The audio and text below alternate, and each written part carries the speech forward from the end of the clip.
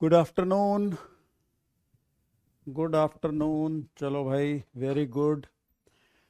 हाँ, तो मैं ये एक्सपेक्ट करता हूँ अब तक तुम लोगों ने जो है यूनिट एंड डायमेंशंस के लेक्चर सारे देख लिए होंगे। P1 बैच से सिर्फ मेरे ख्याल है 3 लेक्चर थे, ठीक है ना? तो वो तुमने कंप्लीट देख लिए होंगे, और उसके साथ साथ मैंने टेलीग्राम ग्रुप पे जो है 3 DPP डाल दिए हैं, और इसके अलावा शीट भी डाल दिए। ठीक है, P2 बैच की क्लास है भाई। P1 की आज नहीं है, P1 की नेक्स्ट टाइम पे आएगी। ओके, तो P2 बैच वालों को यूनिट डायमेंशन के लेक्चर सारे देख के, 3 लेक्चर है मेरे ख्याल से, चौथा लेक्चर का थोड़ा सा पार्ट होगा, वो देख के, और 3 DPP तुम्हें फिनिश करनी है।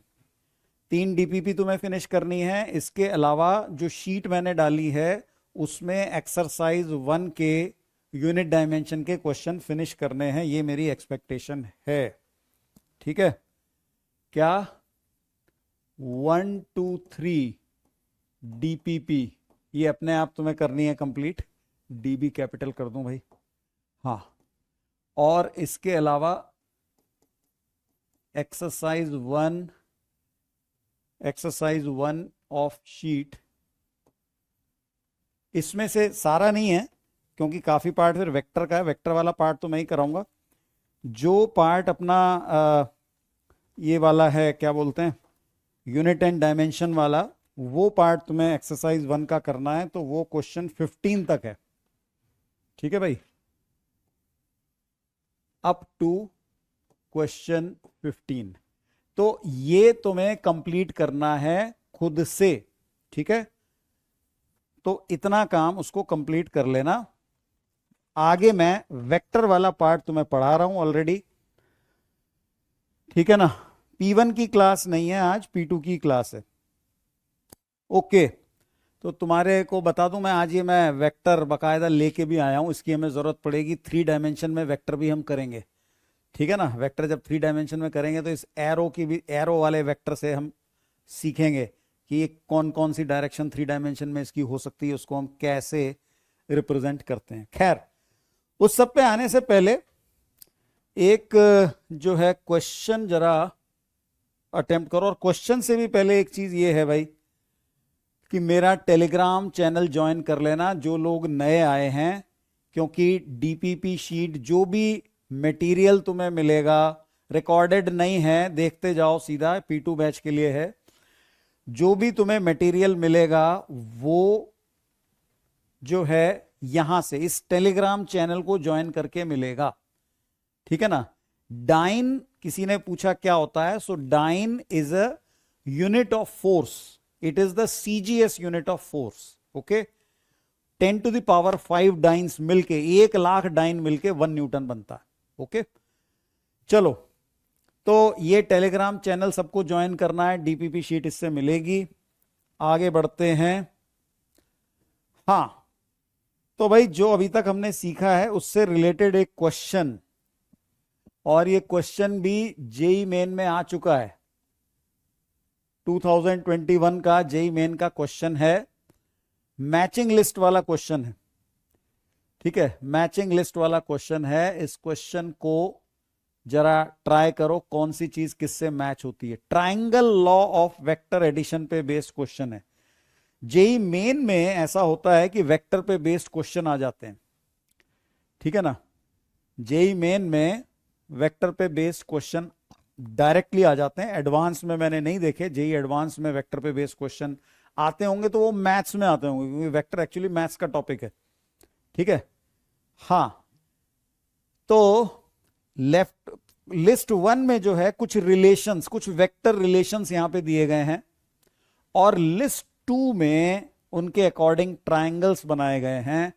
तो तुम्हें यह देखना है कि कौन सा जो रिलेशन है उस तरफ यहां पे किस ट्रायंगल से करेक्टली मैच करता है, ये तुम्हें देखना है। ठीक है, करो ट्राई।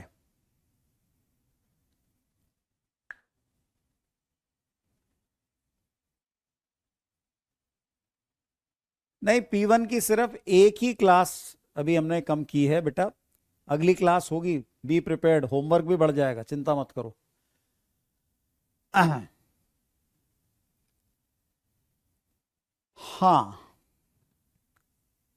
तो अच्छा, यहां पे हो सकता है तुम्हें सारे ये ऑप्शंस दिख नहीं रहे हो, एक सेकंड जूम इन किया जा सकता है, इसको थोड़ा सा ऊपर कर देता हूं मैं, रुको। Yes, I think now you can see all the options. Okay, हाँ, तो कुछ कुछ आंसर आने शुरू हुए हैं, कुछ कुछ आंसर आने शुरू हुए हैं, अभी देखते हैं इसको हम। वेक्टर का एडिशन सब्ट्रैक्शन मैंने बताया था, उसी पे बेस्ड सिचुएशन है। हाँ, चलो देख कर बताना शुरू करता हूं इसको मैं। जो लिस्ट 2 जो है उससे शुरू करते हैं, चलो। पहला रिलेशन, पहले रिलेशन में किन दो वेक्टर्स को ऐड करके तीसरा वेक्टर बन रहा है? पहले रिलेशन में जो पहला जो डायग्राम है, सॉरी, पहले डायग्राम में हम देख रहे हैं कि वेक्टर ए प्लस वेक्टर सी, वेक्टर ए प्लस वेक्टर सी मिलके हमें वेक्टर बी दे रहे हैं। ठीक है भाई, वेक्टर ए प्लस वेक्टर सी मिलके वेक्टर बी दे रहे हैं। तो a plus c is equal to b, ये तुम देखोगे मेरे ख्याल है इसमें बन रहा है भाई। ये ए और सी नेगेटिव है, इनको इधर ले आओ तो a plus c is equal to b आ रहा है। तो ये ऑप्शन सी वाला करेक्ट रिप्रेजेंटेशन ये आ रहा है। क्यों भाई, ठीक है ना? अच्छा, सेकेंड डायग्राम में किन दो वेक्टर्स को ऐड करके थर्ड वेक्टर बन रहा है? तो यहां पे हम देख रहे हैं ये दो सेम ऑर्डर में, मतलब बी वेक्टर के एरो पे ए का टेल आ रहा है, ठीक है ना? और इनफैक्ट ये तीनों का सम 0 हो रहा है भाई, ये तो तीनों एक ही ऑर्डर में। रिलेशन 2 में this plus this plus this, तीनों का सम 0 हो रहा है। ये और ये मिलके तो इसका अपोजिट ऐसे आएगा ना, negative of a, B plus c is equal to negative of a हो रहा है। तो तीनों का सम 0 किस में आ रहा है? तीनों का सम 0 इसमें आ रहा है भाई, ये डी वाला इससे मैच कर जाएगा। ठीक है ना भाई? ए प्लस बी, अगर मैं ए प्लस बी करूं तो सी ऐसे होता है, इस डायरेक्शन में होना चाहिए था, ये उल्टा बना हुआ है, तो a plus b is equal to minus c आ रहा है। नंबर 3 को देखो, नंबर 3 में किन दोनों को ऐड करके तीसरा मिल रहा है? तो ये हाँ, C plus B, vector C plus vector B, ये मिलके ए बन रहा है। भले ही ये देखने में छोटा हो, ए भले ही देखने में छोटा हो, लेकिन ये सी प्लस बी के रिजल्टेंट है, सी और बी का रिजल्टेंट वेक्टर ए बन रहा है ट्राइंगल लॉ के अकॉर्डिंग। तो ये देखो, ये इंटरेस्टिंग चीज है, ए सबसे छोटा है लेकिन बी और सी के रिजल्टेंट से ये आ रहा है। ठीक है, सो बी प्लस सी किस में ए के बराबर हो रहे हैं? बी प्लस सी ये ए के बराबर इसमें आ रहे हैं, तो ये इससे मैच कर जाएगा। Okay, b plus c is equal to a, ये इससे मैच कर जाएगा। लास्ट वाले को भी देख लेते हैं। लास्ट वाले में किन दो को ऐड करके तीसरा बनता है भाई? इसमें ये ए है, ये बी है, ए प्लस बी मिलके सी बन रहे हैं। ये एरोज इसी डायग्राम की तरह बना रखे हैं लेकिन चेंज किया हुआ है, इसको थोड़ा लेबलिंग चेंज की हुई है, तो ए प्लस बी मिलके सी बन रहा है। तो you should be able to see this and analyse कि किन दो वेक्टर्स को ऐड करके थर्ड बनता है। तो a plus b is equal to c, ये इससे मैच कर रहा है। अब तुम देख सकते हो नंबर 1 का 4th है, बी का 3rd है, तो इससे ही क्लियर हो जाता है, इससे ही क्लियर हो जाता है कि ऑप्शन बी जो है वो करेक्ट है। ठीक है भाई, ये जो है हमारा आज का पहला क्वेश्चन था, एकदम वार्म अप क्वेश्चन है ताकि तुम triangle law of vector addition को थोड़ा सा समझ सको। अगले वाले पे जाते हैं। दूसरा क्वेश्चन ये है आज का, जो अभी तक हमने पढ़ा है उसी पे बेस्ड है। हाँ भाई, two vectors we have P and Q, they have equal magnitudes. Vector P and Q have equal magnitudes. If the magnitude of P plus Q is n times the magnitude of P minus Q, then angle between P and Q is. ठीक है, तो अब इस question के लिए तुम्हें diagram बनाना है सबसे पहले। ठीक है, डायग्राम बना के और उसके बाद इस क्वेश्चन पे हम आते हैं।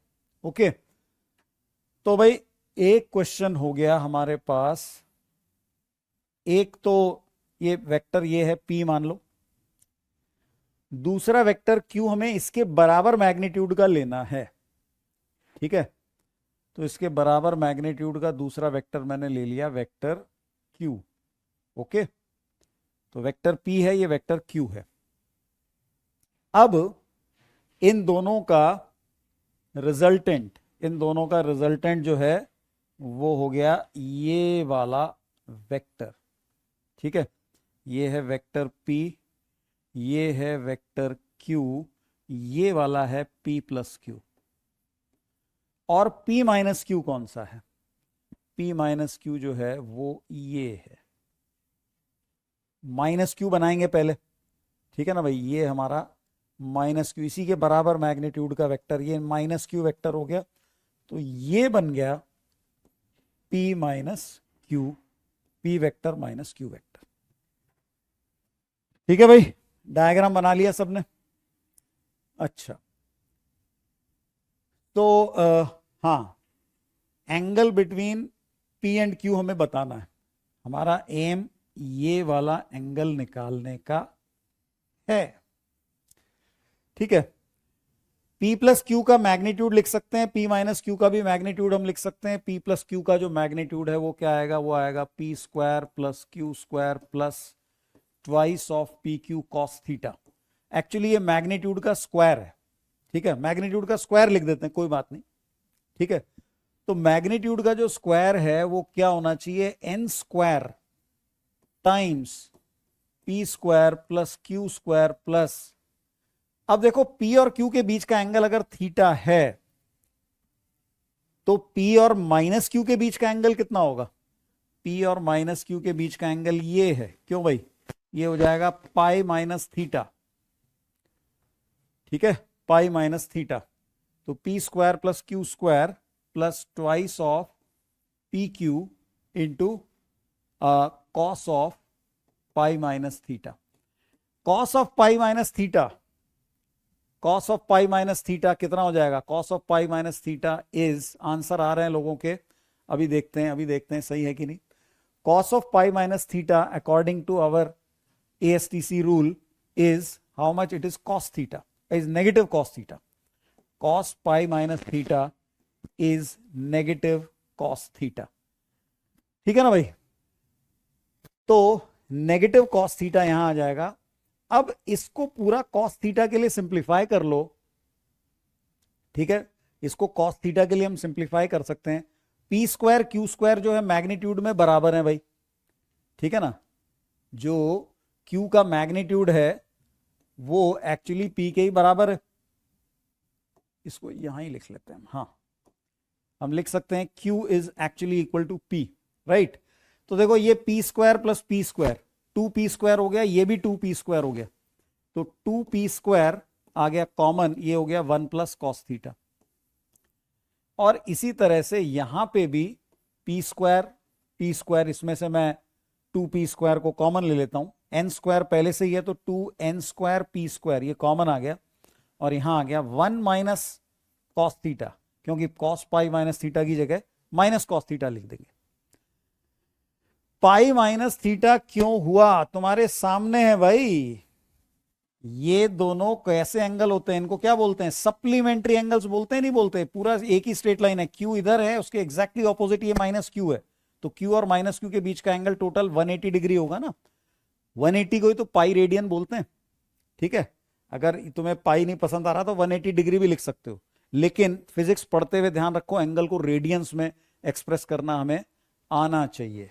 ओके, तो 2p स्क्वायर ये हो गया कैंसिल। और अब तुम आराम से इसको जो है कॉस थीटा के लिए सिंप्लीफाई कर सकते हो भाई। तो मेरे ख्याल से आंसर जो है तुम्हें कॉस थीटा के लिए सिंप्लीफाई करोगे ना, सी वाला रिजल्ट मिल जाएगा। ठीक है, बात समझ में आई? ठीक है, ठीक है ना, डायग्राम बनाओ आसानी से, और जो हमारा फॉर्मूला है बेसिक उसको यूज करो। ठीक है, एन स्क्वायर इसलिए किया क्योंकि ये मैग्नीट्यूड का स्क्वायर है। ठीक है ना, सिर्फ मैग्नीट्यूड में तो स्क्वायर रूट आता है। क्वेश्चन कह रहा है मैग्नीट्यूड इज n टाइम्स, तो ये मैग्नीट्यूड का जो स्क्वायर है वो तो n स्क्वायर टाइम्स होगा ना, इसलिए। चलो भाई आगे चलते हैं। अब ये तो मैंने 2 क्वेश्चन लिए थे ताकि पिछली क्लास में जो हमने सीखा है वो थोड़ा सा हम क्लियर कर पाए, है ना। अब इससे आगे चलते हैं। तो लास्ट क्लास में मैंने तुम्हें कंपोनेंट्स के बारे में बता दिया था कि भाई कोई वेक्टर अगर है, ठीक है ना, तो उस वेक्टर को हम किस तरीके से एक्सप्रेस कर सकते हैं कि जैसे मान लो हमारे पास इस तरह से कोई वेक्टर है, vector A making an angle theta with the x axis, okay. तो इस वेक्टर को हम कंपोनेंट फॉर्म में रिजॉल्व करके लिख सकते हैं। ये वाला vector A Y J cap है, और ऐसे ही ये वाला वेक्टर जो है ये क्या है, ये ए एक्स आई कैप है। ट्राइंगल ऑफ वेक्टर एडिशन के अकॉर्डिंग हम ये कह सकते हैं कि भाई vector A is equal to A X I cap plus A Y J cap, यानी कि इस वेक्टर को जो कि किसी जनरल डायरेक्शन में है उसको हम सिंपल टेक्स्ट में लिख सकते हैं। ए एक्स ए वाई की वैल्यूज क्या होती हैं ये भी मैंने तुम्हें बताया था कि भाई ए एक्स की जो वैल्यू है वो हो जाएगी ए कॉस थीटा, ठीक है ना, सिंपल ट्रिग्नोमेट्री से। भाई कॉस थीटा क्या होता है, बेस अपॉन हाइपोटेनियस, बेस ए एक्स है और हाइपोटेनियस ए है। और इसी तरीके से ए वाई जो है ये हो जाता है a sine theta, perpendicular upon hypotenuse, ये है साइन थीटा, ठीक है। तो अब जो है हम क्या कर सकते हैं कि भाई इसमें अच्छा एक बात मैंने और बताई थी कि इस डायरेक्शन में अगर तुम्हें यूनिट वेक्टर लिखना हो, यूनिट वेक्टर भी हमने लास्ट क्लास में डिस्कस किया था, तो unit vector in the direction of a ये तुम्हें लिखना हो, या पहले मैं एक काम करता हूं कि इसको, हाँ, ए वेक्टर में इसको पुट कर देते हैं। तो वेक्टर ए को हम ऐसे लिख सकते हैं कि भाई ए common cos theta i cap plus sine theta j cap, ऐसे लिख सकते हैं भाई वेक्टर ए को। अब जो है इसको a cap unit vector in the direction of a, ये क्या हो जाएगा, ये हो जाएगा a vector divided by a vector divided by a कर देंगे। So this is what, this is cos theta i cap plus sine theta j cap, ठीक है ना। ये हमारा यूनिट वेक्टर हो गया in a direction making an angle theta with the x axis. देखो हमने सीखा ये था, बेसिक जो यूनिट वेक्टर्स के बारे में सीखे था कि भाई यूनिट वेक्टर जैसे अगर मैं एक्स डायरेक्शन में लूं तो उसको हम कहते हैं आई कैप, वाई डायरेक्शन में लूं उसको हम कहते हैं जे कैप। तो कोई जनरल डायरेक्शन एक्स और वाई के बीच में थीटा एंगल वाली डायरेक्शन में अगर मुझे यूनिट वेक्टर चाहिए, ये वन लेंथ वाला वेक्टर इस डायरेक्शन में, ये क्या है, ये ए कैप, और ए कैप हमें कैसे मिल रहा है, इस तरीके से cos theta i cap plus sine theta j cap, ठीक है ना, ये चीज है। एचसी वर्मा की ज्यादा चिंता मत करो बेटा, एचसी वर्मा के सारे एडिशन सेम ही हैं, भारती भवन पब्लिशर है उसका, तो उसमें कोई समस्या नहीं है एचसी वर्मा में, राइट। तो ये बेसिक चीजें हमने लास्ट क्लास में सीखी हुई हैं। एक इसका थोड़ा सा एग्जांपल कर लेते हैं, ठीक है। मान लो भाई मेरे पास एक वेक्टर है जिसका कि मैग्नीट्यूड है, मैग्नीट्यूड ऑफ ए हमें दिया हुआ है लेट्स से 10 न्यूटन, और ये दिया हुआ है कि it makes an angle theta equal to 60 degree with the x axis. इस वेक्टर को हमें कंपोनेंट फॉर्म में बताना है, मतलब इसको something I cap plus something J cap इस तरीके से लिखना है। इस वेक्टर को जो है कंपोनेंट फॉर्म में बताना है। के कैप की चिंता मत करो, आज आएगा, बड़े डिटेल में करेंगे, आज ही करेंगे के कैप को। फिलहाल 2 डायमेंशन पे सीख लो, एक बार बेस बना लो, then we'll go to 3 dimension, okay. हाँ भाई बताओ। अरे पिछले का आंसर बी नहीं था, कोई बी में अटका हुआ है, बी नहीं है, वो सी है आंसर। ठीक है, और ये देख लो कॉस स्क्वायर वाले से आता है। ओके, इसको लिखा है, आंसर इसके आने शुरू हो गए हैं। तो हाँ देखो, ए और थीटा यहां पे दिए हुए हैं, ए एक्स ई वाई के लिए फॉर्मूले ऊपर लिखे हुए हैं, इनको यूज करके तुम ए एक्स ए वाई की वैल्यूज निकाल सकते हो। ठीक है ना, you can say that A X will be how much, A X will be equal to 10 newton multiplied by cos theta cos of 60 degree. Cos 60 degree होता है half, तो ये कितना हो गया, ये हो गया 5 न्यूटन। ओके, ए वाई जो है ये सिमिलरली हो जाएगा ए साइन थीटा, यानी कि 10 newton multiplied by sine 60 is, sine theta लिख देते हैं एक बार, साइन 60, तो साइन 60 होता है √3/2, ये बन जाएगा 5√3 न्यूटन। ओके, फाइनली तुम इस वेक्टर को ए X I cap plus A Y J cap करके लिख सकते हो। तो required vector A is 5 Newton I cap plus 5√3 Newton J cap. तो ये फोर्स जो ए वेक्टर फोर्स है उसको हम ऐसे लिख सकते हैं। ठीक है, तो ये एक बेसिक स्किल है कि वेक्टर अगर हमें मैग्नीट्यूड डायरेक्शन के फॉर्म में दिया हुआ है तो उसे हमें इस तरीके से कंपोनेंट फॉर्म में लिखना आना चाहिए। ठीक है, कुछ लोग लिख रहे हैं कि भाई पहली क्लास में, अभी तो बेटा डायरेक्ट इस लेक्चर में आओगे तो नहीं समझ में आएगा, कम से कम इस चैप्टर को शुरू से देखना शुरू करो। ओके, तब जाके इसमें समझ में आएगा। मैं 2 क्लास ले चुका हूं, ये तीसरी क्लास है आज। ओके, तो ये नहीं एक्सपेक्ट कर सकते आप सडनली किसी चैप्टर के बीच में आ जाओ और आपको समझ में आने लग जाए। ठीक है ना, हाँ तो अच्छा, अब देखो इस फॉर्म में जो है वेक्टर्स को रिप्रेजेंट करने का फायदा क्या है। ठीक है ना, एक फायदा तो ऑफ कोर्स ये है कि भाई हमें हर बार डायग्राम बनाने की जरूरत नहीं है, वेक्टर को हम इस तरीके से एक्सप्रेस करके भी रिप्रेजेंट कर सकते हैं। एक फायदा तो ये हुआ। उसके बाद देखो एक बहुत बड़ा फायदा तुम्हें बताता हूं। दूसरा फायदा ये है कि वेक्टर्स का जो एडिशन और सब्ट्रैक्शन है वो बड़ा आसान होने वाला है, वो बहुत ही आसान होने वाला है। हम बिना फॉर्मूले के भी वेक्टर्स को ऐड या सब्ट्रैक्ट कर सकते हैं। हाँ देखो, तो बताते हैं तुम्हें क्या है इसका, इस आइडिया का पहले मैं एक्सप्लेन कर देता हूं। मान लो हमें 2 वेक्टर्स को ऐड करना है। ठीक है, पहला वेक्टर ये है वेक्टर ए, और दूसरा वेक्टर ये है वेक्टर बी। ओके, हम करना क्या चाह रहे हैं, हम करना ये चाह रहे हैं adding vectors in component form.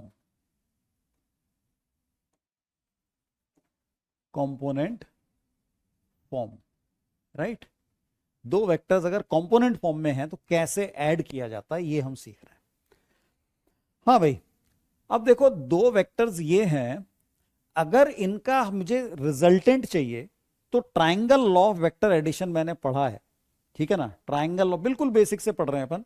तो triangle law of vector addition के हिसाब से हम ये जानते हैं कि इनका जो रिजल्टेंट है वो ये वेक्टर है, R vector is equal to A vector plus B vector. ये तो हमने सीखा ही। अब हमें इनके कंपोनेंट्स के बारे में देखना है। ओके, तो भाई देखो वेक्टर ए का एक्स कंपोनेंट ये हो जाएगा ए एक्स, इसकी ये लेंथ ए एक्स है, और वाई कंपोनेंट ये हो जाएगा ए वाई। ठीक है ना, ये अपन जानते हैं अच्छी तरह से। सिमिलरली बात करते हैं वेक्टर बी की, तो वेक्टर बी के भी एरो हेड से परपेंडिकुलर ड्रॉप कर दो। वेक्टर बी की टेल से एक्सटेंडेड लाइन है ये हमारी। तो ये जो डिस्टेंस आया यहां से लेके यहां तक, ये क्या हो गया, ये हो गया B X, X component of vector B, X component of vector B, ये आ गया। ठीक है ना भाई, देखो कंपोनेंट जो है बाय द वे उसको कई जगह पे ना प्रोजेक्शन भी कहा जाता है, ठीक है ना। प्रोजेक्शन कहने के पीछे लॉजिक ये है कि भाई जैसे इमेजिन करो कि ये इस तरीके से ना दो कोई पोल्स हैं, एक पोल यहां से यहां तक है, दूसरा पोल इसके ऊपर वेल्डिंग कर दिया यहां से यहां तक, और ऊपर से सनलाइट गिर रही है, एकदम 12 बजे का टाइम है, सनलाइट बिल्कुल नॉर्मल आ रही है। तो ये जो पोल बी है भाई, इस पोल बी की शेडो की लेंथ क्या होगी, वो है बी एक्स। समझ गए? Component of vector B along B axis along X axis which is horizontal is B X, and similarly along the Y axis is this. B Y को तुम ऐसे सोच सकते हो कि मान लो रात का टाइम है, सूरज की रोशनी नहीं है, ठीक है, हमने गाड़ी की सनलाइट ऑन कर रखी, गाड़ी की जो वो लाइट होती है ना हेडलैम्प्स, वो ऑन कर रखी है इन पोल्स के ऊपर, ये ए और बी दो ऐसे तिरछे पोल हैं, इस तरीके से हमने हेडलाइट गाड़ी की ऑन कर दी। सामने एक वॉल है, तो वॉल पे जो वेक्टर बी की शेडो बनेगी उसकी लेंथ क्या होगी, उसकी लेंथ हो जाएगी बी वाई। इमेजिन कर पा रहे हो भाई? इस तरीके से गाड़ी की लाइट आ रही, हेडलाइट है, सामने एक वॉल है, इस वॉल पे वेक्टर बी की जो शेडो बनेगी वो क्या होगी, वो इतनी होगी बी वाई। वेक्टर ए की जो शेडो बनेगी वो इतनी होगी ए वाई। ठीक है, तो कंपोनेंट का या प्रोजेक्शन का ये मतलब है। अब ये सोचो कि ये जो वेक्टर आर है भाई, वेक्टर आर का एक्स कंपोनेंट कितना है। वेक्टर आर ये हरे वाला वेक्टर है यहां से लेके यहां तक, इसका एक्स कंपोनेंट कितना है, ए एक्स प्लस बी एक्स है कि नहीं, ए एक्स प्लस बी एक्स। और वेक्टर आर का वाई कंपोनेंट, यहां से लाइट आ रही हो तो इसकी शेडो कितनी बनेगी, पूरी इतनी लेंथ की बन जाएगी। ये पूरा का पूरा है आर वाई, और ये पूरा का पूरा क्या है, ये है आर एक्स। रिजल्टेंट का एक्स कंपोनेंट ये है ए एक्स प्लस बी एक्स के बराबर, और रिजल्टेंट का वाई कंपोनेंट ये है ए वाई प्लस बी वाई। तो इस डायग्राम से हमने क्या सीखा कि भाई वेक्टर, दो वेक्टर्स के रिजल्टेंट का अगर हमें एक्स कंपोनेंट निकालना है, ठीक है ना, तो दोनों वेक्टर्स के एक्स कंपोनेंट्स को अलग अलग जोड़ दो। सिमिलरली अगर तुम्हें y कंपोनेंट निकालना है तो दोनों के y कंपोनेंट को अलग अलग जोड़ दो, राइट। यानी कि वेक्टर r जो है which is the resultant of these two vectors, which is a plus b, vector a plus vector b, is what it is simply ax plus bx, दोनों वेक्टर्स के x कंपोनेंट का सम i cap plus दोनों के y component का सम ay plus by, sorry ay plus by j cap. ठीक है, तो अब सोचो कि दो वेक्टर्स को ऐड करना कितना आसान हो गया। से फॉर एग्जाम्पल तुम्हें वेक्टर ए दिया गया है कि भाई 3i cap minus 2j cap या प्लस 2j कैप ले लो फिलहाल, और वेक्टर बी हमें दिया गया कि भाई दिस इज i कैप और प्लस 3j कैप। तो भाई a प्लस बी वेक्टर क्या होगा, vector a plus be very simple, x component separately add कर दो 3 plus 1 4i cap, y component separately add कर दो 2 प्लस 3 5j कैप। इतना आसान है, ठीक है। तो पहले हमें वेक्टर्स का रिजल्टेंट निकालने के लिए मैग्नीट्यूड और डायरेक्शन के फॉर्म में पहले जो हमने सीखा था वो तो फॉर्मूला था बड़ा सारा, a square plus b square plus 2ab cos theta का स्क्वायर रूट, वो आर होता है, और डायरेक्शन निकालने के लिए वो tan phi वाला फॉर्मूला था, ठीक है ना। उसकी बजाय इस मेथड से हम इतनी आसानी से वेक्टर्स को ऐड कर सकते हैं अगर वेक्टर कंपोनेंट फॉर्म में। अब मान लो इसमें एक दिक्कत ये हो सकती है, कोई कहे कि भाई हमने तो जो है वेक्टर को कंपोनेंट फॉर्म में निकाला है, भाई इस वेक्टर का मैग्नीट्यूड कितना है और इसकी डायरेक्शन क्या है, ये हमें तो मैग्नीट्यूड और डायरेक्शन निकालना है। तो उसका इलाज बताता हूं तुम्हें, उसका इलाज बताते हैं, ठीक है। उसके लिए अगले पेज पे चलते हैं। तो भाई अगर हमें एक वेक्टर कंपोनेंट फॉर्म में दिया हो और उसका मैग्नीट्यूड और डायरेक्शन निकालने हो, मतलब हमारे पास क्या है, हमारे पास ax है, एक वेक्टर दिया हुआ है ax i cap plus ay j cap, इस तरीके से हमें ये वेक्टर दिया हुआ है, तो इसका हमें मैग्नीट्यूड बताना है। ए एक्स और ए वाई नोन है, what is A and how much is theta, ये हमें निकालना है, मतलब रिवर्स करना है। पहले हमें ए और थीटा दिया हुआ था, हमने ए एक्स ए वाई निकाला था, अब हमें रिवर्स करना है। ए एक्स ए वाई गिवन है, हमें ए और थीटा निकालना है। अगर तुम थोड़ा ध्यान से देखो तो सिंपल ज्योमेट्री से ए एक्स और ए वाई गिवन है और तुम्हें ए निकालना है, सिंपल ज्योमेट्री से मिल जाएगा। क्यों भाई, दिख रहा है ए कितना होगा, ए मतलब इस वाली साइड की लेंथ, तो ये पाइथागोरस थ्योरम है भाई, और कुछ भी नहीं है। तो vector A we can say magnitude of A sorry is equal to square root of A X square plus A Y square, you can see in this right angle triangle. ठीक है, कंपोनेंट से magnitude कैसे निकलता है, ऐसे निकलता है। और ये एंगल थीटा अगर तुम्हें निकालना है तो वो tan थीटा से मिल जाएगा भाई, tan theta is A Y by A X, तो tan थीटा डायरेक्शन निकालने के लिए A Y by A X, इस तरीके से हम कर सकते हैं। ठीक है ना, तो अगर हमें मैग्नीट्यूड और डायरेक्शन दिया है तो हमें कंपोनेंट निकालने आने चाहिए, उसका तरीका मैंने तुम्हें पहले बता दिया। ठीक है ना, इससे भी पहले सॉरी, हाँ, अगर तुम्हें ए और थीटा दिए हुए, ए और थीटा दिए हुए हैं तो कंपोनेंट ए एक्स और ए वाई ऐसे निकलते हैं। और अभी मैंने तुम्हें बता दिया कि अगर ए एक्स और ए वाई दे रखे हैं क्वेश्चन में तो ए और थीटा कैसे निकलते हैं, उसका ये तरीका, राइट। तो जो हम ऐड करके ये वेक्टर आर हमने बनाया था, रिजल्टेंट के हमने ये कंपोनेंट फॉर्म में निकाला था, इसका मैग्नीट्यूड और डायरेक्शन तुम्हें अलग अलग बताना हो तो वो भी अब तुम कर सकते हो बड़ी आसानी से। कैसे हो जाएगा भाई, मैग्नीट्यूड ऑफ वेक्टर आर, या magnitude of A plus B लिख लो, चलो कोई बात नहीं, ऐसे भी लिख सकते हैं, ए प्लस बी मैग्नीट्यूड, इसी का मैग्नीट्यूड तुम्हें बताना है। क्या हो जाएगा भाई, square root of 4 square plus 5 square, हिसाब लगा लो, 25 और 16 41 हो गया, स्क्वायर रूट ऑफ 41, ये हमें ए प्लस बी का मैग्नीट्यूड मिल जाएगा। ठीक है ना भाई, तो इस तरीके से दो वेक्टर्स को ऐड करना बहुत ही आसान है। इनफैक्ट अगर हमें सब्ट्रैक्ट करना हो तो सब्ट्रैक्ट करना का भी यही तरीका है, क्योंकि वेक्टर सब्ट्रैक्शन जो है उसमें फंडामेंटली कोई नई चीज नहीं है, उसमें फंडामेंटली कोई नई चीज नहीं है।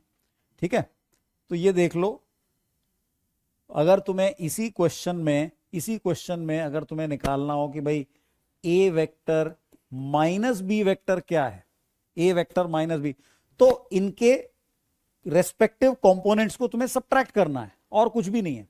ठीक है, तो ए वेक्टर माइनस बी वेक्टर इसी एग्जांपल में निकालना हो तो 3 - 1 ये हो जाएगा 2i cap, 2 - 3 -1 j cap.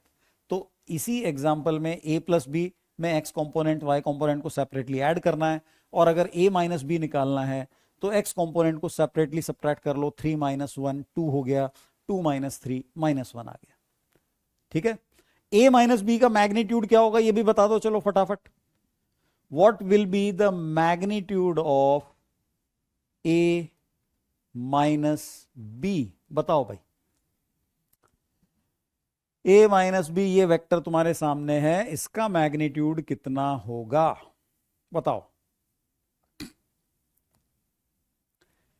Rohit Kumar बेटा, this is if this is your first class तो समझ में आने के चांसेस हो सकता है काफी कम हो, बेटर ये है कि आप पहली क्लास से शुरू करो। ठीक है,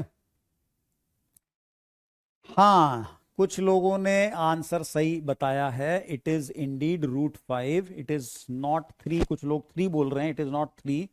भाई देखो क्या होगा, square root of x component squared मतलब 2 का square plus y component is -1 उसका square, actually minus plus matter नहीं करता क्योंकि स्क्वायर कर रहे हैं हम, तो square root of 4 + 1 is equal to √5, ये आंसर है।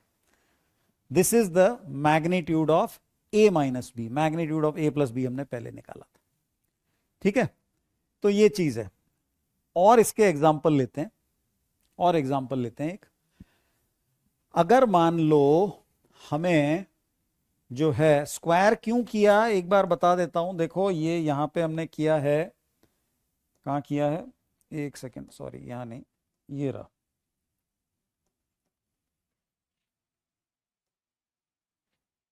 अरे कहाँ गया, हाँ, स्क्वायर जो किया गया है वो क्यों किया गया है, उसका कारण मैंने तुम्हें बताया कि जो हमारे पास, अरे पहले वाली स्लाइड कहाँ गई,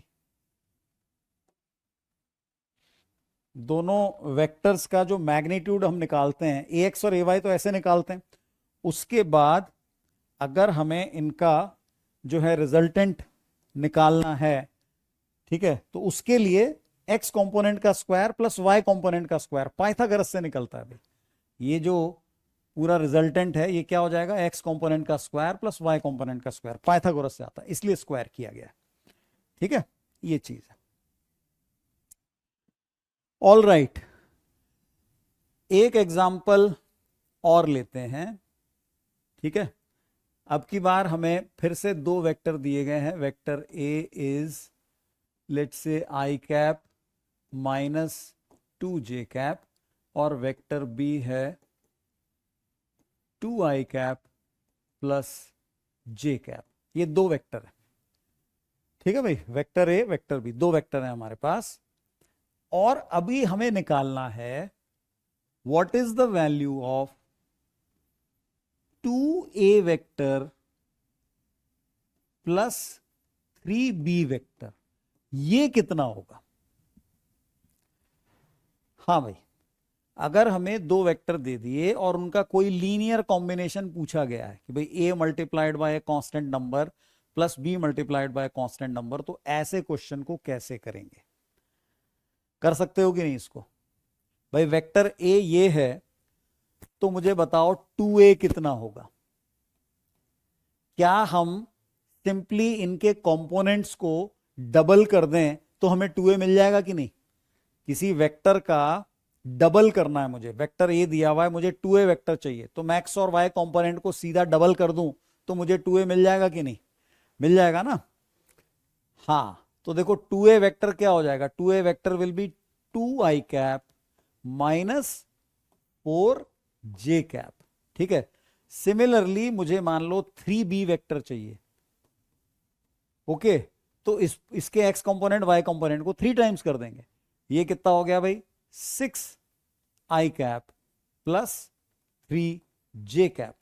ओके, तो पहले हमने जो है 2a और 3b निकाल लिए, अब इन दोनों को सिंपली ऐड कर देंगे दो वेक्टर्स की तरह। ठीक है ना, इनको सिंपली ऐड कर देंगे तो हमें 2a vector minus 3b vector मिल जाएगा। तो दिस प्लस दिस क्या हो गया भाई 8i कैप, और इन दोनों को ऐड करेंगे तो -1j कैप, ये हमारे पास आ गया। ठीक है, और अगर पूछ लिया जाए कि भाई ये जो वेक्टर आया 2a और 2a प्लस 3b वेक्टर, इसका मैग्नीट्यूड और डायरेक्शन बताओ।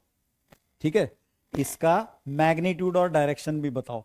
तो मैग्नीट्यूड अभी अभी हमने सीखा था, 2a vector plus 3b vector का मैग्नीट्यूड। तो मैग्नीट्यूड का तरीका तुम अच्छी तरह से जानते हो भाई, गुड, आंसर ऑलरेडी आने लग गए हैं। स्क्वायर रूट ऑफ 65 हो जाएगा, क्योंकि 8 का स्क्वायर प्लस -1 का स्क्वायर, तो 64 प्लस 1 रूट 65। तो ये तो हुआ मैग्नीट्यूड। ठीक है, डायरेक्शन जो है, डायरेक्शन के लिए मैंने क्या बताया था, डायरेक्शन के लिए मैंने बताया था tan थीटा जो है that is equal to A Y by A X, बताया था कि नहीं। tan theta is equal to A Y by A X. Okay, so A Y कितना है, ए वाई है -1 और ए एक्स कितना है, ए एक्स है 8। तो tan थीटा की वैल्यू नेगेटिव आ गई, tan थीटा की वैल्यू आ गई है नेगेटिव -1/8। ठीक है ना, तो ये इंटरेस्टिंग बात अब ये है, देखो एएसटीसी रूल में हमने क्या सीखा था, all are positive, only sine positive, only tan positive and only cos positive. ठीक है, ये हमने एएसटीसी रूल में सीखा था। तो नेगेटिव अगर है, tan थीटा की वैल्यू नेगेटिव है, तो ये सेकंड क्वाड्रेंट में भी हो सकता है वेक्टर और फोर्थ में भी हो सकता है, क्योंकि फर्स्ट और थर्ड जो हैं इनमें तो tan पॉजिटिव होता है, इसमें सारे पॉजिटिव हैं, इसमें tan पॉजिटिव है, हमने जो tan निकाला वो नेगेटिव आया। तो अब ये बताना है हमें कि सेकंड क्वाड्रेंट में होगा या फोर्थ क्वाड्रेंट में होगा, ये कैसे पता चलेगा? कोई बता सकता है? भाई टेन थीटा में -1/8 मिला, तो हमारा ये जो वेक्टर बना पूरा 2a vector plus 3b vector, ये जो पूरा वेक्टर बना है, ये कौन से क्वाड्रेंट में होगा, सेकंड या फोर्थ? सोच के बताओ। इसके लिए जो हिंट है वो आंसर आ रहे हैं, ज्यादा मुझे फोर्थ में दिख रहे हैं, कुछ कुछ सेकंड वाले भी हैं, लेकिन ज्यादा फोर्थ में दिख रहे हैं। चलो अभी देखते हैं, अभी देखते हैं। देखो क्या है, सिंपल सा तरीका ये है, मैथ्स जो है हमारे सामने, बहुत बार मैथ्स हमारे लिए एक टूल है, ये ध्यान रखो। टूल जो है कोई ऐसा जरूरी नहीं है कि हर केस में बिल्कुल सही सही काम करे, राइट? टूल हमें आधा अधूरा काम करके भी दे सकता है, बाकी आधा हमें हो सकता है अपने हाथ से करना पड़े, कई बार ऐसा हो जाता है, ठीक है? तो ये tan थीटा -1/8 वैसे सेकंड और फोर्थ किसी भी क्वाड्रेंट में हो सकता है, लेकिन अगर तुम ये सोचो कि ये आया कहां से, हम कर क्या रहे हैं, हम इस वेक्टर की बात कर रहे हैं, हम इस वेक्टर की बात कर रहे हैं जिसका कि x कंपोनेंट पॉजिटिव और y कंपोनेंट नेगेटिव है। अब तुम खुद सोचो, अगर तुम्हें यह बनाना हो 8 i cap minus j cap, तो कैसे बनाओगे? 8 i कैप तुम ऐसे चले जाओगे, है कि नहीं? पॉजिटिव 8 i कैप है, और माइनस j कैप ऊपर नहीं जा सकते, ऊपर तो पॉजिटिव होता है, नीचे जाओगे माइनस j कैप, तो ये वेक्टर हमारा ऐसे बनेगा, ठीक है? This will be in the fourth quadrant. क्यों भाई, बात समझ में आई कि नहीं आई? तो मैथ्स जो के फॉर्मूले जो हैं, वो कोई जरूरी नहीं है कि तुम्हें हर सिचुएशन में बिल्कुल सारा कुछ क्रिस्टल क्लियर आंसर बता दें। मैथ्स की अपनी लिमिटेशंस हैं, ठीक है ना? तो जैसे यहां पे tan थीटा इक्वल टू -1/8, ये सेकंड और फोर्थ कहीं भी हो सकता था, लेकिन तुम ओरिजिनल वेक्टर को देखोगे तो तुम्हें क्लैरिटी आ जाएगी, बिल्कुल बेसिक से क्लैरिटी आ जाएगी भाई, ठीक है ना? एक्स डायरेक्शन में तुम्हें एक्स की तरफ पॉजिटिव जाना है, वाई की तरफ नेगेटिव जाना है, तो तुम कहां पहुंचे? फोर्थ क्वाड्रेंट में पहुंच गए, ठीक है ना? तो इस तरीके से जो है कंफ्यूजन को हम अवॉइड कर सकते हैं। तो भाई कहने का मतलब ये हुआ कि अगर हमें वेक्टर कंपोनेंट फॉर्म में है, जैसा कि यहां पे दिए गए थे ए और बी, तो हम उनको ऐड कर सकते हैं, उनको सब्ट्रैक्ट कर सकते हैं, या फिर उनका कोई भी linear combination, something like this 2a cap plus 3b cap, उसको ऑब्टेन कर सकते हैं। और एक बार वो मिल गया तो उसका मैग्नीट्यूड पूछो, उसका डायरेक्शन पूछो, सब हम निकाल सकते हैं, कोई दिक्कत नहीं है, ठीक है ना भाई? चलो ओके, आप HCV जैसा बोलते हो थोड़ा थोड़ा, चलो I will take it as a compliment, thank you. चलो आगे बढ़ते हैं भाई। लो, हाँ, तो भाई अभी तक हम दो वेक्टर्स में डील कर रहे थे कि दो वेक्टर्स को ऐड करना है, सब्ट्रैक्ट करना है, तो उसको ऐड और सब्ट्रैक्ट करने के मैं अब तुम्हें दो तरीके बता चुका हूं। अगर मैग्नीट्यूड और डायरेक्शन के फॉर्म में है तो हमारे पास ट्राइंगल लॉ के तरीके से हम सॉल्व करेंगे, a² + b² + 2ab cos theta square root. और अगर हमारे पास कंपोनेंट फॉर्म में वेक्टर है तो अभी अभी हमने देखा कि भाई x कंपोनेंट अलग से ऐड कर दो, y कंपोनेंट अलग से ऐड कर दो, और तुम्हें बहुत आसानी से वेक्टर्स का सम मिल जाएगा। दो से ज्यादा वेक्टर्स को अगर ऐड करना पड़े तो कैसे करेंगे? तो पहले हम जो है मैग्नीट्यूड और डायरेक्शन वाले फॉर्म में जाते हैं कि भाई वेक्टर को हमें डायग्राम में ऐसे रिप्रेजेंटेड हैं वेक्टर्स, मान लो एक वेक्टर ये है, ओके, और दूसरा वेक्टर सपोज ऐसे है। पहले मैं वेक्टर्स को ना ट्राइंगल लॉ में जैसे अरेंज किए हैं, दो वेक्टर को तो ऐसे मैंने लिख दिया है कि भाई इस तरीके से हम ऐड कर सकते हैं, ठीक है ना? दो वेक्टर को तो ऐड करना हमें आता है, भाई इस तरीके से अरेंज करके हम ऐड कर लेंगे। तीसरा वेक्टर मान लो कहीं और पड़ा हुआ है, तीसरा वेक्टर सपोज ये है, ओके, मुझे वेक्टर ए plus vector B plus vector C करना है, ठीक है? तो मैं क्या करूं, तीन वेक्टर को कैसे ऐड करूं, ठीक है ना? तो भाई ये है कि भाई वेक्टर 2 को ऐड करो पहले, 2 को तो अपन ऐड कर सकते हैं कि नहीं, 2 को तो ऐड करना में आता ही, तो वेक्टर ए और बी को मैंने लेके ऐसे कर दिया ऐड। ठीक है भाई, ये हो गया हमारे पास वेक्टर ए प्लस बी। ठीक है, यहां तक तो आसान है, कोई दिक्कत नहीं, हमने पहले सीखा हुआ। अब a plus b plus c कैसे निकालें, how to find a plus b plus c. तो आइडिया ये है कि स्टेप वाइज करो, पहले तुम ए प्लस बी निकाल लो और उसमें फिर वेक्टर सी को ऐड कर दो। ठीक है ना, जैसे हमने ए प्लस बी निकाल लिया, इतना काम हो गया। अब हमें वेक्टर सी को इस ए प्लस बी में ऐड करना है, तो क्या करेंगे, इस वेक्टर सी को शिफ्ट करके हम यहां से यहां ले आएंगे। ठीक है, वेक्टर बी को देखो, मैं कोशिश करता हूं शिफ्ट हो रहा है क्या, ये देखो ये शिफ्ट ही हो गया, और शिफ्ट करके मैं इसको यहां से यहां ले आया। क्यों भाई, ठीक है ना। तो ए प्लस बी के साथ ये यहां पे वेक्टर सी आ गया, ये सी वेक्टर का नाम नहीं आया, सी खुद आ गया। एनीवे इसको हटा देते हैं, राइट। अब मैं ये करने वाला हूं फिर से ट्राइंगल लॉ, एक बार फिर से ट्राइंगल लॉ लगा देता हूं, ए प्लस बी प्लस सी। तो मुझे जो है ये तीनों वेक्टर्स का जो रिजल्टेंट है वो मुझे मिल जाएगा, तो वो हो गया ये वाला वेक्टर। ठीक है, ये है हमारा ए प्लस बी तो था ही, उसमें हमने प्लस सी और कर दिया, तो ये ए प्लस बी प्लस सी मिल गया। ठीक है, तो इस तरीके से हम 3 वेक्टर्स को हमने ऐड करके देखा। बाय द वे, कोई चौथा वेक्टर भी पड़ा हो मार्केट में कहीं, हमें उसको भी ऐड करना है सपोज। ठीक है, चौथा वेक्टर और कहीं से ले आते हैं, मान लो ये यहां कहीं पड़ा हुआ था भाई, लेट से ऐसे करके कोई ये चौथा वेक्टर पड़ा हुआ है, डी वेक्टर, इसको भी ऐड करना है, इसको भी ऐड करना है। क्या करें,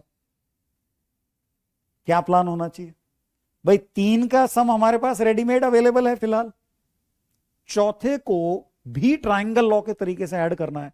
तो इस वेक्टर को शिफ्ट करेंगे, शिफ्ट करना मुझे आ गया, ये मैंने पकड़ लिया इसको, अरे अब की बार तीर छूट गया, कोई बात नहीं, लाएंगे जो भी है, तीर को मैं अलग से बना दूंगा, कोई बात नहीं, तीर तो इतू सा है, ये बना दिया लो। तो ये मैं कौन सा वेक्टर पकड़ के लाया, वेक्टर डी को पकड़ के लाया, उसी के पैरेलल मैंने यूं का यूं शिफ्ट कर दिया था। ओके, अब ए प्लस बी प्लस सी में मैं डी भी ऐड करूंगा, तो दिस प्लस दिस, ये मुझे चारों का सम मिल जाएगा इस तरीके से। ये नीला कलर बना देते हैं अब की बार, ये चारों का रिजल्टेंट ये हो गया भाई, नीले वाला वेक्टर जो है a plus b plus c, और इसमें हमने ऐड कर दिया डी, ऐसे मानो a plus b plus c plus d. Okay, तो वेक्टर को पैरेलल शिफ्ट करना अलाउड है। मैं शुरू में शायद पहली क्लास में ही मैंने बता दिया था इक्वालिटी वेक्टर की, कि भाई मैग्नीट्यूड डायरेक्शन सेम रखते हुए अगर हम शिफ्ट कर दें तो कोई प्रॉब्लम नहीं है, बिल्कुल एसोसिएटिव है ये, इसको एसोसिएटिव प्रॉपर्टी करते हैं। बाय द वे, तुम्हारे पास ऑप्शन था, तुम इसमें ऐसा भी कर सकते थे कि इसको तुम ए प्लस बी प्लस सी कर दो, तब भी चलेगा, कोई दिक्कत नहीं। ठीक है ना, ऑर्डर मैटर नहीं करता है, चाहो तो ऐसे भी कर सकते हो, ए प्लस सी प्लस बी कर दो, कम्यूटेटिव भी है एसोसिएटिव भी है, कोई प्रॉब्लम नहीं। तो सारे परम्यूटेशन कॉम्बिनेशन हैं तुम्हारे पास। ठीक है, जैसे ऑर्डिनरी एल्जेब्रा में नंबर्स को ऐड करते हैं, यहां पे उसी तरीके की प्रॉपर्टीज, उसी तरीके की। ऑफ कोर्स ऐड करने का तरीका डिफरेंट है, ऑर्डिनरी नंबर के तरीके से ऐड नहीं कर रहे हैं। ठीक है, तो ऐसे हो गया। अब देखो झंडे के कलर आ गए, चलो बढ़िया बढ़िया बढ़िया, हाँ ब्लू, अपना चक्र भी ब्लू होता है, वेरी गुड, अच्छा नोटिस किया। एनीवे, अब देखो मैं इसको ना थोड़ा सा एक और लॉ के फॉर्म में इसको मैं रिप्रेजेंट करना चाह रहा हूं, और उस लॉ का नाम है polygon law. Polygon law of vector addition.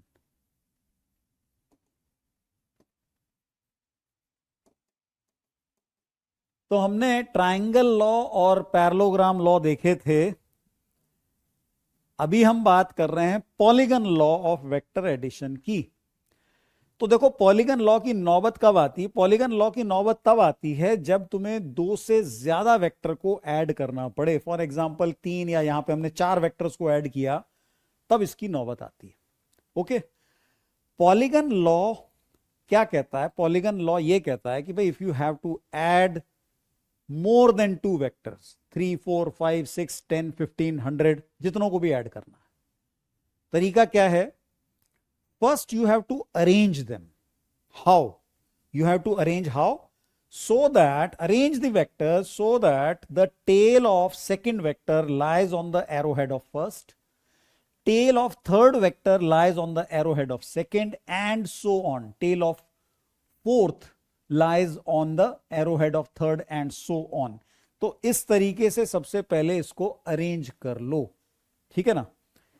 जब सारे वेक्टर्स को, जितने भी तुम्हें ऐड करने हो, फॉर एग्जांपल यहां 4 ऐड करने थे, सबको मैंने ऐसे अरेंज कर लिया कि फर्स्ट वेक्टर के एरो पे दूसरे का टेल, दूसरे के एरो पे तीसरे का टेल, एंड सो ऑन, ऐसे अरेंज कर लिया। Then according to the polygon law of vector addition, resultant of all these vectors will be a vector starting from the tail of first vector and ending at the arrowhead of last vector. Triangle law का ही extension है, उसी idea को हमने extend कर दिया आगे, ठीक है ना भाई? ट्रायंगल लॉ का ही ये एक्सटेंशन हो गया। ट्रायंगल लॉ में तो हम 2 ही वेक्टर को ऐड कर रहे थे, यहां पे हम 3 4 5 जितने मर्जी वेक्टर, सबको इस तरीके से अरेंज कर लो और सीधा ऐड कर दो, ठीक है ना?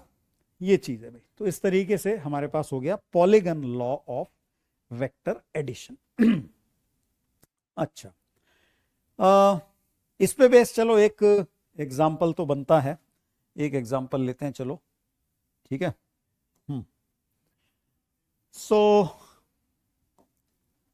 हाँ भाई, हमारे पास मान लो सिचुएशन ये है कि let's say we have a regular hexagon.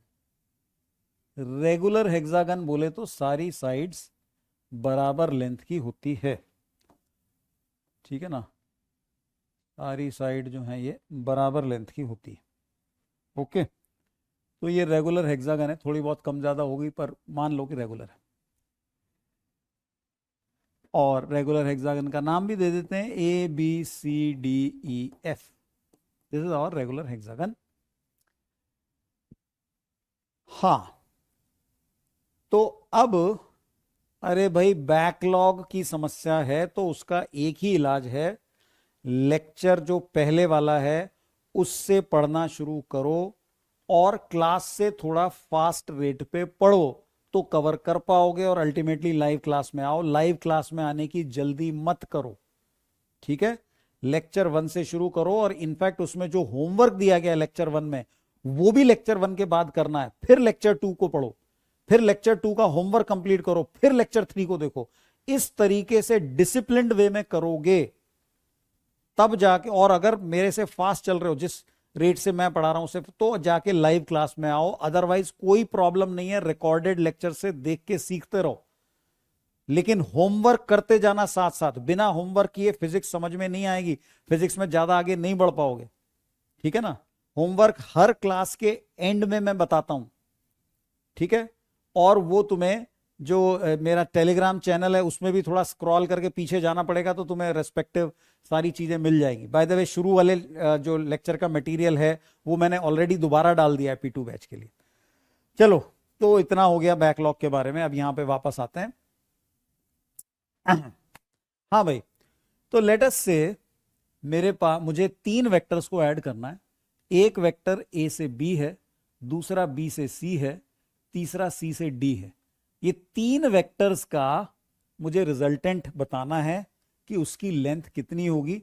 ये तीनों वेक्टर्स जो हैं, each of them has a length of 5 metre. ABB मतलब ये जो रेगुलर हेक्सागन है 5 मीटर लेंथ का है।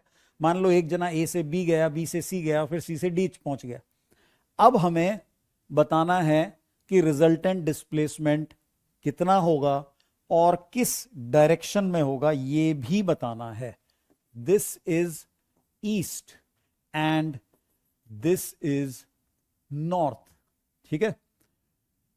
Find the resultant displacement from A to D. ठीक है, ए डी दिख रहा है तुम्हें, लेंथ कितनी है इसका मैग्नीट्यूड भी बताना है और डायरेक्शन भी बतानी है। मैग्नीट्यूड और डायरेक्शन भी पता लगाओ।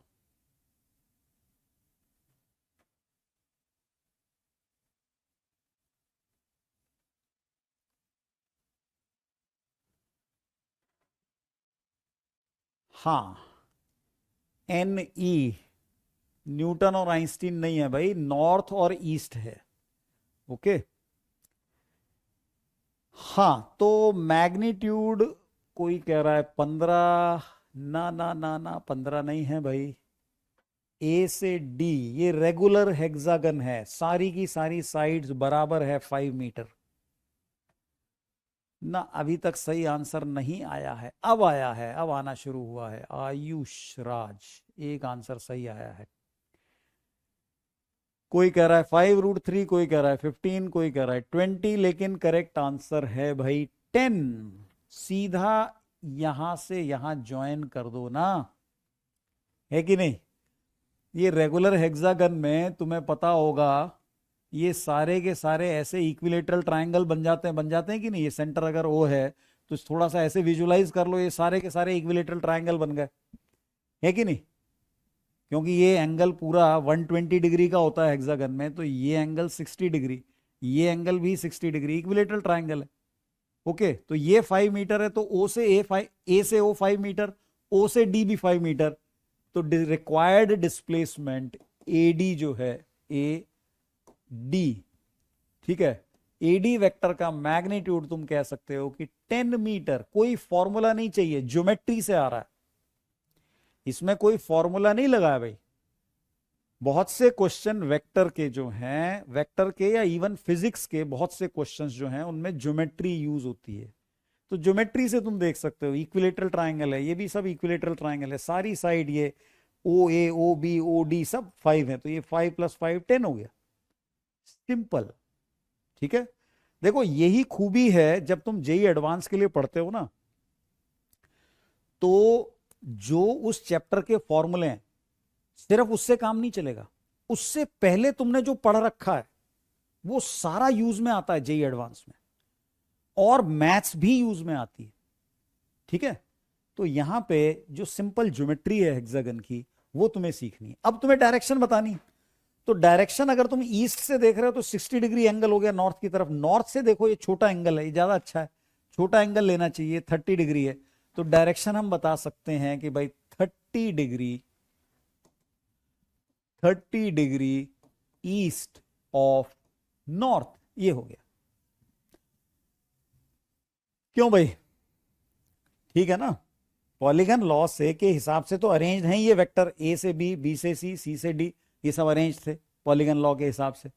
और हमने डायरेक्ट पहले के टेल से लास्ट के एरोहेड तक ज्वाइन कर दिया, पॉलीगन लॉ यही कहता है, राइट। तो हमें रिजल्टेंट मिला एडी वेक्टर, मैग्नीट्यूड ज्योमेट्री से दिख रहा है 10, और डायरेक्शन भी हमें दिख रही है एक्स एक्स, ईस्ट से 60, नॉर्थ से 30, तो 30 डिग्री ईस्ट ऑफ नॉर्थ ये हो गया। ठीक है ना, ऐसा है। अब इसी में चलो एक पार्ट और ऐड कर देता हूं मैं, इसी में एक पार्ट और ऐड कर देते हैं कि भाई मान लो मुझे 3 नहीं 4 वेक्टर्स को ऐड करना है। ठीक है, 4 वेक्टर को ऐड करना है। कौन से 4? A B plus B C plus C D plus D E, मुझे इन 4 वेक्टर्स को ऐड करना है। ठीक है, तो मुझे बताओ उसका मैग्नीट्यूड और डायरेक्शन क्या होगा। A B plus B C plus C D plus D E, इस वेक्टर का मुझे मैग्नीट्यूड और डायरेक्शन चाहिए। आई कैप जे कैप के फॉर्म में भी लिख सकते हो। ठीक है, इसको एक्स एक्सिस मान लो, इसको वाई एक्सिस मान लो, तो या तो इसको आई कैप जे कैप के फॉर्म में लिखो या मैग्नीट्यूड और डायरेक्शन बताओ, दोनों ऑप्शन है तुम्हारे पास, करो जरा।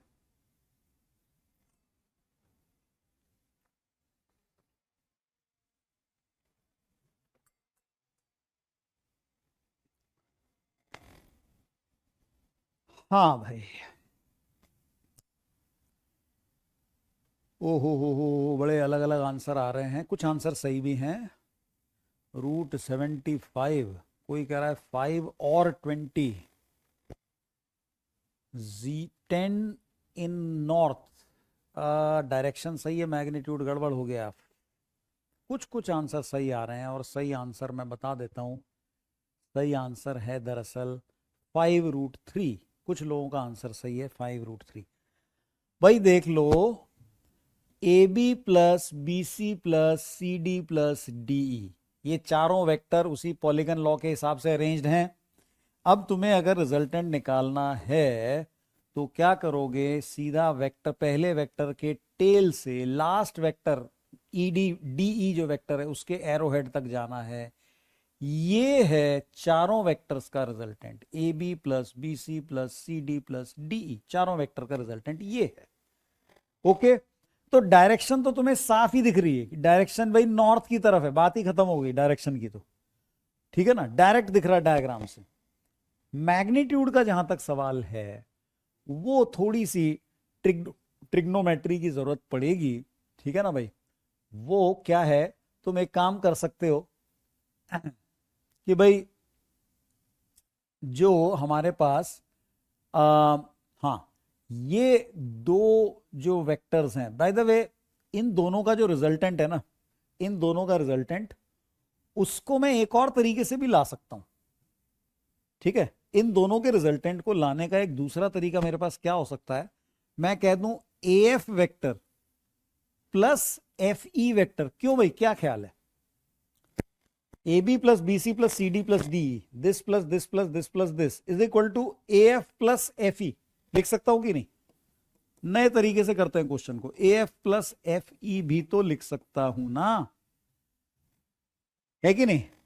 अब दो वेक्टर्स का रिजल्टेंट का मैग्नीट्यूड तो तुम निकालना जानते हो। मुझे बताओ AF और FE के बीच का एंगल कितना है? What is the angle between AF and FE, बताओ भाई। AF और FE के बीच का एंगल कितना है, ये बताओ। AF और FE के बीच का एंगल कितना है? फिर गच्चा खा रहे हैं लोग, कोई कह रहा है 120, कोई कह रहा है 30 डिग्री, कोई कह रहा है 90 डिग्री। एक जने ने सही बताया है। हाँ, अब सही आंसर आ रहे हैं, यस यस यस, अब आ रहे हैं सही answer. 60 degree is the correct answer. भाई देखो, अगर वेक्टर दोनों टेल से चिपके हुए होते हैं तब तो डायरेक्ट तुम बता देते हो, लेकिन अगर एक के एरो पे दूसरे की टेल है तो कैसे देखते हैं? इस वेक्टर का एरो की डायरेक्शन बढ़ाओ, इस वेक्टर के एरो की डायरेक्शन बताओ, ये बढ़ाओ, तो ये हो गया एंगल 60 डिग्री का। ठीक है ना, तो इन दोनों वेक्टर्स का के रिजल्टेंट का मैग्नीट्यूड निकाल लो, हो जाएगा काम तुम्हारा।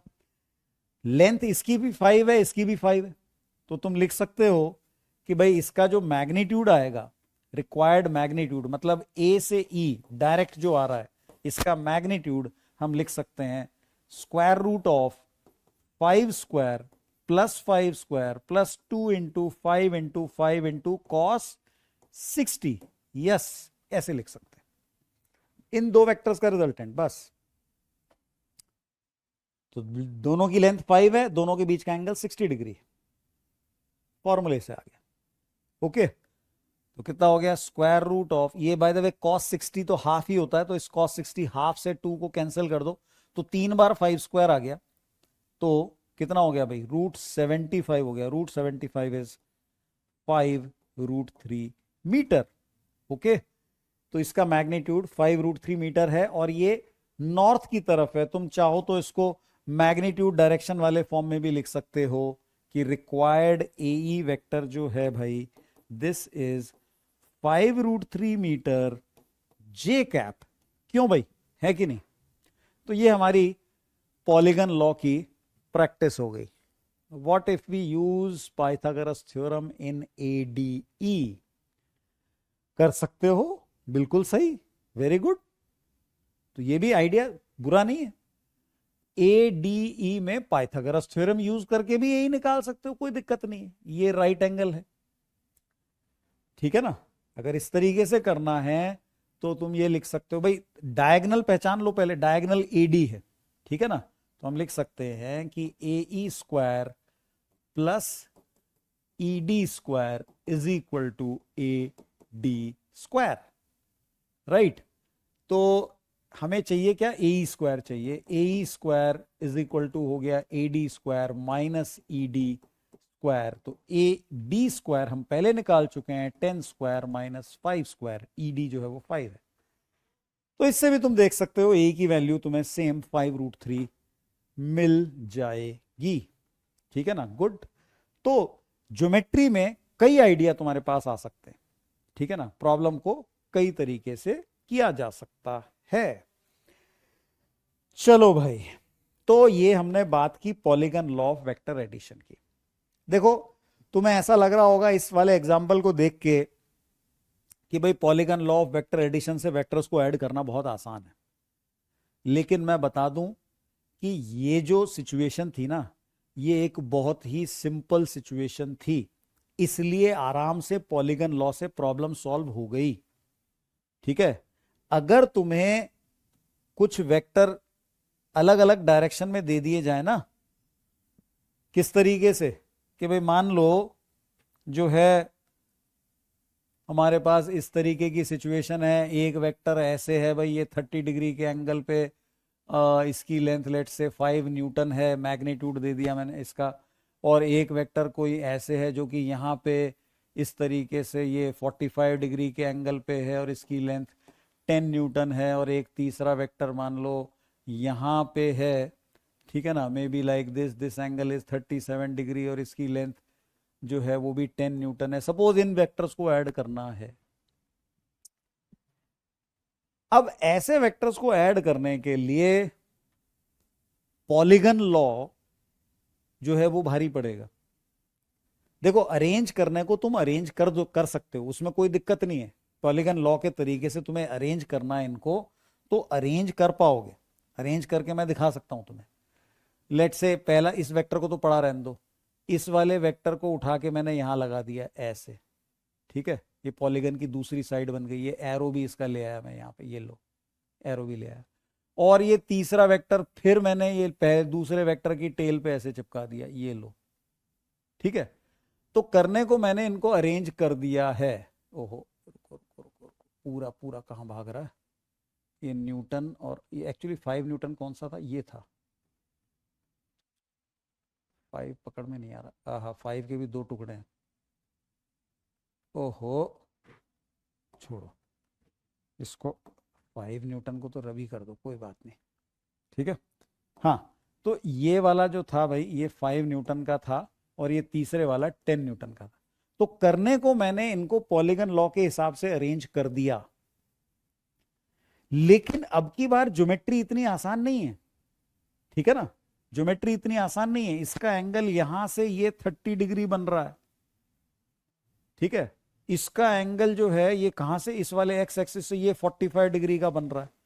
अब ऐसे वेक्टर्स को पॉलीगन लॉ से ऐड करने में फंस जाओगे, क्योंकि वेक्टर इसके और इसके बीच का एंगल जो है वो कितना हो गया, 37 प्लस 30, 67 डिग्री का एंगल हो गया। अब 67 डिग्री का साइन कॉस कुछ भी नहीं पता,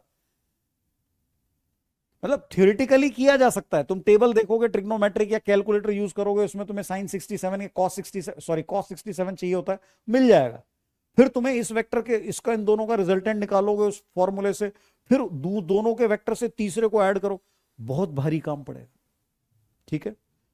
तो अगर ऐसा क्वेश्चन आता है तो उसके लिए तुम्हें 2 से ज्यादा वेक्टर्स को ऐड करने का ज्यादा पावरफुल तरीका बताता हूं मैं तुम्हें। इससे बेटर ज्यादा पावरफुल तरीका बताता हूं polygon law of vector addition से। ओके, तो हम ऐसा करते हैं, वेक्टर्स को वापस से अपनी अपनी जगह पहुंचा देते हैं। अरे राम, ये तो टूट ही गया वेक्टर ही बेचारा। एक सेकेंड, क्या किया था मैंने, पूरा वेक्टर पहले साबुत करूं। ओ हो, हाँ अब ये पूरा वेक्टर साबुत हुआ है। तो ये वेक्टर यहां से उठाया मैंने, ऐसे उठाया, और इसको मैंने लगा दिया यहां पे, ठीक है। इस वेक्टर को भी उठाया, हाँ उठ गया, और इसको मैंने लगा दिया यहां पे, ठीक है ना। तो वेक्टर वापस अपनी अपनी जगह आ गए। इस तरह के वेक्टर्स को हमें ऐड करना है। इसकी लेंथ 5 न्यूटन थी। हाँ, तो भाई इनको कैसे ऐड करेंगे अब हम सीखते हैं। तो इनको ऐड करने के लिए कंपोनेंट वाला तरीका बेटर रहेगा, ठीक है ना। पहले इन तीनों वेक्टर के जो जैसे हमारे पास मैग्नीट्यूड डायरेक्शन के फॉर्म में है, इनको पहले हम कंपोनेंट फॉर्म में लिख लेंगे, ठीक है। मान लो ये वाला हमारा वेक्टर ए है, ये वाला वेक्टर बी है और ये वाला वेक्टर सी है। तो तीनों वेक्टर्स को हम पहले सबसे पहले कंपोनेंट फॉर्म में लिखेंगे। तो जैसे फॉर एग्जांपल वेक्टर ए है, ठीक है भाई, वेक्टर ए है, तो एक्स कंपोनेंट तुम देख रहे हो उसका पॉजिटिव है भाई, 10 न्यूटन कॉस 37, 10 न्यूटन कॉस 37, इतना हो गया क्या, आई कैप। और y कंपोनेंट हम देख रहे हैं नीचे जा रहा है, फोर्थ क्वाड्रेंट में y कंपोनेंट नीचे जा रहा है, नेगेटिव। ये हो गया कितना भाई, नेगेटिव 10 न्यूटन साइन 37, इतना हो गया जे कैप। थोड़ा सा सिंप्लीफाई करोगे, कॉस 37 हमने देखा था 4/5 होता है, तो ये हो जाएगा 8 आई कैप। साइन 37 हमने देखा था 3/5 होता है, तो ये हो जाएगा 6 जे कैप। तो हमने वेक्टर ए को सबसे पहले कंपोनेंट फॉर्म में लिखा। इसी तरीके से वेक्टर बी को लिख लेंगे। वेक्टर बी को लिखना और भी आसान है। 5 Newton cos 30, 5 Newton cos 30 I cap and plus y component भी पॉजिटिव आएगा फर्स्ट क्वाड्रेंट में, 5 न्यूटन ही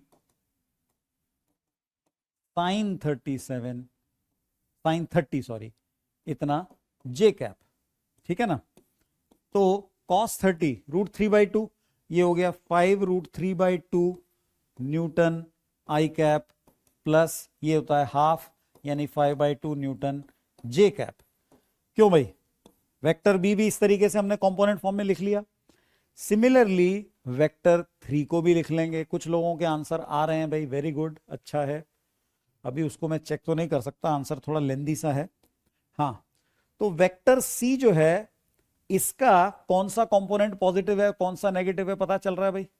हम देख रहे हैं कि वेक्टर सी के एरो तक जाने के लिए जो एक्स कंपोनेंट है वो उल्टा जा रहा है, नेगेटिव, वाई कंपोनेंट पॉजिटिव, और दोनों के दोनों बराबर होंगे। साइन थीटा कॉस थीटा दोनों 1/√2 होता है भाई 45 के लिए, तो सीधा लिख ही देते हैं इसको, ठीक है। ये हो जाएगा, ये क्या हो जाएगा, ये बनेगा हमारे पास 10/√2 minus i cap, x component negative, और 10/√2 j cap, y component positive. Newton में लिखना भूल गया तो लास्ट में लिख देते हैं, कोई बात नहीं, न्यूटन। समझ में आया भाई। 10 न्यूटन कॉस थीटा, कॉस 45 वो भी 1/√2, साइन 45 वो भी 1/√2, X component negative, Y component positive. तो ये इस तरीके से हमने लिख दिया, ठीक है ना। ए बी सी, पहला स्टेप ये हुआ कि तीनों को हमने कंपोनेंट फॉर्म में, यानी कि something I cap, A X I cap plus A Y J cap, B X I cap plus B Y J cap, इस तरीके से लिख दिया। अब हमें इनको ऐड करना है, वो काम जो है ज्यादा मुश्किल नहीं होता है। सिंपली एक्स कंपोनेंट्स को ऐड कर दो अलग से और वाई कंपोनेंट्स को ऐड कर दो अलग से, ठीक है ना। बस ये करना है। सो एक्स कंपोनेंट्स को अगर हम ऐड करें, ठीक है ना, ए प्लस बी प्लस सी, ए प्लस, एक सेकेंड, ये अरे गड़बड़ हो गया, इसके आगे क्या आ गया, इसको हटाएं कैसे जी। ओह,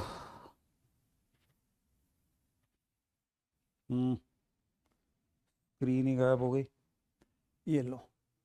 हाँ, तो plus B vector plus C vector मैं कर रहा हूं, तो तीनों के एक्स कंपोनेंट ऐड हो जाएंगे, 8, 5√3 और ये वाला, ठीक है ना। तो एक्स कंपोनेंट क्या बनेगा, 8 प्लस 5√3/2, और ये नेगेटिव है, -10/√2 या 5√2 भी लिख सकता हूं, 5√2 इतना आई कैप। समझ में आया भाई? तीनों के रिजल्टेंट का एक्स कंपोनेंट मैंने कैसे लिखा, एक्स तीनों के अलग अलग मैंने एक्स कंपोनेंट लिए और इनको ऐड कर दिया, जो नेगेटिव है वो माइनस हो जाएगा अपने आप, ये बन गया। और ऐसे ही वाई कंपोनेंट, तो कितना है भाई, -6 है, -6 जे कैप, -6 है। उसके बाद 5/2 है, तो प्लस हो गया 5/2। और उसके बाद ये 5√2 पॉजिटिव है, तो प्लस हो गया 5√2 इतना जे कैप। तो इस तरीके से तुम इसको लिख सकते हो भाई। एंगल 60 कैसे पहले वाले हेक्सागन में? अरे भाई एरो वाली डायरेक्शन में जाना होता है, ये एरो वाली डायरेक्शन, ये एरो वाली डायरेक्शन, दोनों डायरेक्शन के बीच का एंगल ये 60 डिग्री। ठीक है, एरो के उल्टा नहीं जाना है, एरो वाली डायरेक्शन में जाना है, एरो वाली डायरेक्शन में जाना है, ये एंगल 60 डिग्री ऐसे होता है। एंगल बिटवीन द वेक्टर मैं बता चुका हूं पिछली क्लास में। ठीक है ना? हाँ भाई, आज 2 क्लास हैं फिजिक्स की एक्स्ट्रा डोज। देखते हैं तुम्हारा स्टेमिना कितना है पढ़ने का और मेरा पढ़ाने का। ठीक है ना? तो हाँ, अभी है अपने पास इस क्लास में 11 मिनट और बचे हुए। समझ में आया भाई? इसी का एक एग्जाम्पल ले लेते हैं। ठीक है, दो से ज्यादा जितने भी वेक्टर्स को ऐड करना हो। ठीक है, इसको बीच में मैं ब्रेक दूंगा भाई, 15 मिनट का ब्रेक आएगा, चिंता मत करो, फ्रेश होके आना आराम से।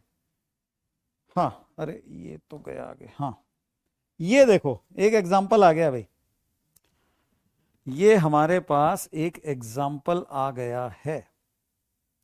ठीक है, इसको जरा अटेम्प्ट करो। जेई मेन 2021 ऑनलाइन का क्वेश्चन है, वेक्टर्स को ऐड करने के क्वेश्चन ऐसे के ऐसे भी आ जाते हैं जेई मेन में, बताओ। ठीक है, तो 5 वेक्टर हैं, O Q, O P, O T, O S, O R. Take √3, ये अरे भाई इक्वल टू है, ये √3 इक्वल टू 1.7 और √2 इक्वल टू 1.4, इन्होंने अप्रोक्सीमेट वैल्यू दे दी है। ठीक है, तो resultant of these forces, 5 forces का रिजल्टेंट बताना है अप्रोक्सीमेटली। आई कैप जे कैप के टर्म्स में आंसर है, तो सबके कंपोनेंट्स करो, एक्स कंपोनेंट अलग ऐड करना है, वाई कंपोनेंट अलग ऐड करना है, देखो क्या आंसर आता है। करो ट्राई। ठीक है, ट्राई करो जरा।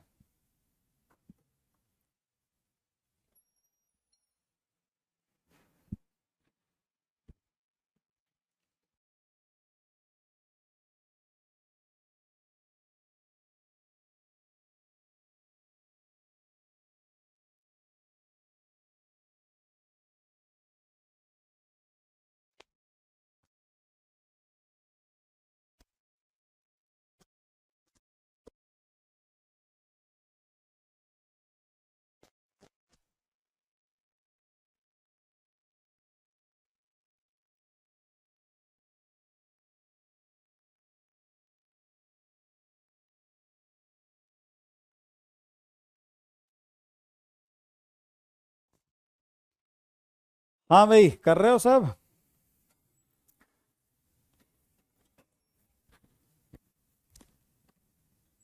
आंसर आया है किसी का? टाइम तो लगना चाहिए भी। 5 वेक्टर्स का सम है, सॉलिड प्रैक्टिस है इस क्वेश्चन में, बड़ी ही सॉलिड प्रैक्टिस है, करो जरा।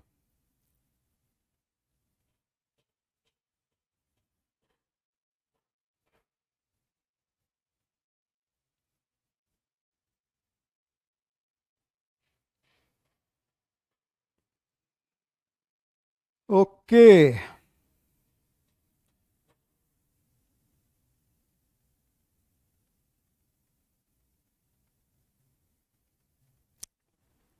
हाँ भाई,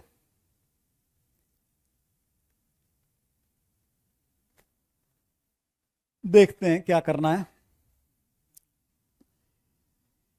तो हम ऐसा करते हैं, एक्स एक्सिस से ना यूं चलते हैं, एक एक करके सबके लिखते चलते हैं। तो ओ क्यू, ओ क्यू से शुरू कर रहा हूं मैं, ठीक है, या ओपी से करें, अल्फाबेटिकल ऑर्डर में चलें क्या?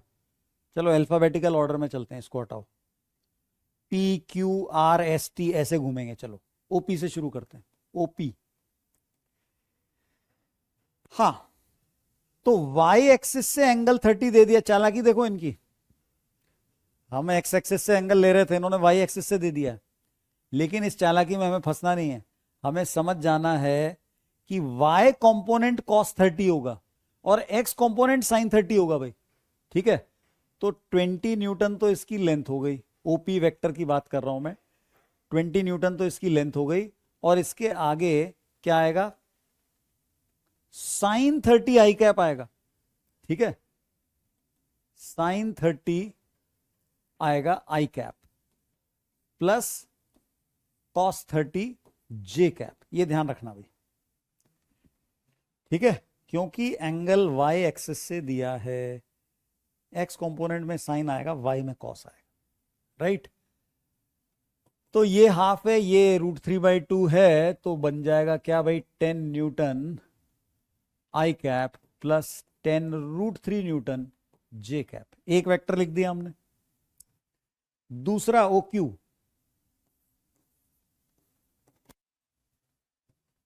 इसका ठीक है, एक्स एक्सिस से ही 30 दिया, कोई दिक्कत नहीं है, 10 न्यूटन मैग्नीट्यूड है, cos 30 आई कैप प्लस sin 30 जे कैप, cos 30 बोले तो हाफ sin 30, नहीं cos 30 √3/2 होता है, cos 30 √3/2 होता है ना, sin 30 हाफ होता है, हाँ, तो √3/2 आई कैप प्लस 1/2 जे कैप, सीधा पहले वैल्यू डाल दिए भाई, cos 30। और वैसे भी देखो क्या है, तुम्हें ना इसकी फील होनी चाहिए, ये एंगल 30 डिग्री आ रहा है, देखो थोड़ी फील भी डेवलप करो, ये एंगल 30 डिग्री आ रहा है, तो कौन सा कंपोनेंट बड़ा है, ये ट्रायंगल से तुम्हें दिख जाएगा, एक्स कंपोनेंट बड़ा है, वाई कंपोनेंट छोटा है, ये एंगल अगर 45 डिग्री से कम है तो एक्स कंपोनेंट बड़ा आ रहा है ना, तो √3/2 प्लस हाफ जे कैप, सब कुछ फॉर्मूले पे डिपेंडेंट नहीं होना चाहिए, हमें थोड़ी सी फील भी होनी चाहिए ताकि हम गलतियों से बच सकें, ठीक है।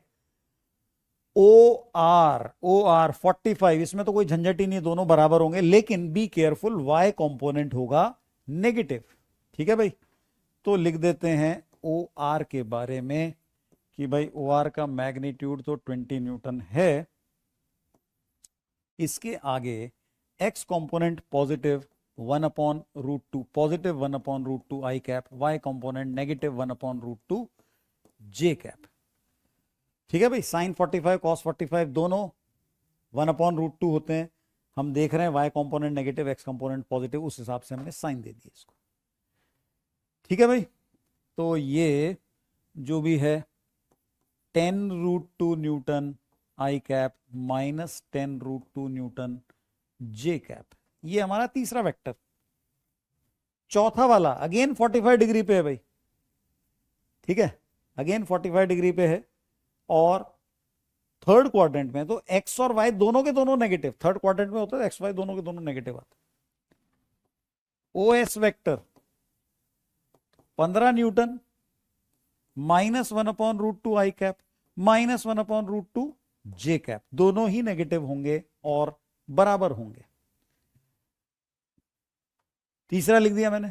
चौथे वाला y एक्सिस से एंगल 60 डिग्री दिया है, सेकंड क्वाड्रेंट है, y component positive cos theta आएगा, x कंपोनेंट नेगेटिव साइन वाला आएगा। तो OT को मैं यहां लिख देता हूं, OT वेक्टर जो है ये हो गया 15 न्यूटन लेंथ है इसकी, ठीक है, और x कंपोनेंट के लिए नेगेटिव sin 30, y कंपोनेंट के लिए इतना आई कैप तो लगाया नहीं, आई कैप और पॉजिटिव cos 30 जे कैप, ये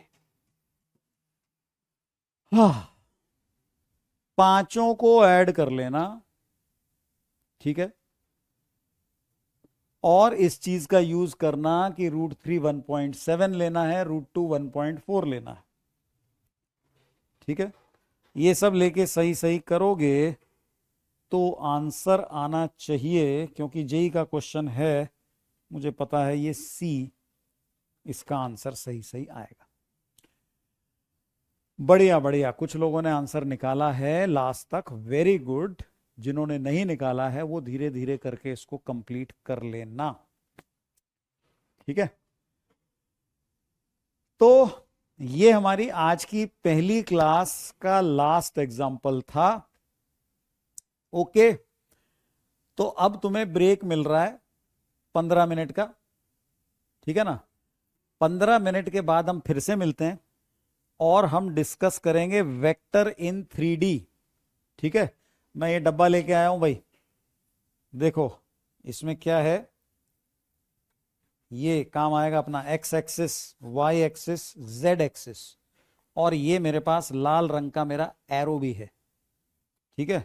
तो ये वेक्टर की कौन सी डायरेक्शन में क्या होता है, के कैप की अभी तक हमने बात नहीं की थी, तो अभी 15 मिनट के बाद हम के कैप को भी डिस्कस करेंगे, वेक्टर इन 3D को डिस्कस करेंगे। ओके, चलो जल्दी मिलते हैं भाई। कोई बात नहीं, अपनी गलतियों से सीखो, जो भी गलतियां हुई हैं, गलतियां इंसान से ही होती, गलती से सीखो, इंप्रूव करो। ओके, चलो मिलते हैं 15 मिनट्स के बाद, 4:45।